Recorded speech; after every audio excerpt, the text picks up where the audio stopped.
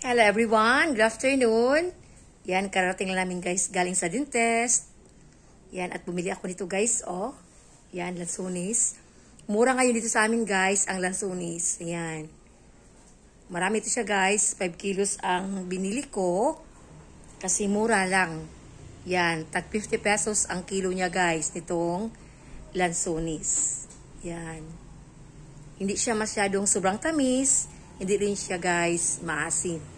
Sakto lang guys. Yan. Marami ito siya guys kasi sinadya ko talagang 5 kilos.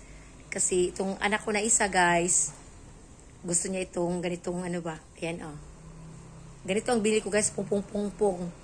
Para maganda tingnan ba. Yan, para na akong model ito guys ng lansunis. Lamig kayo ni mga lalabs. Kasi kumakain ako ng pauwi kami sa bahay ba. Yan.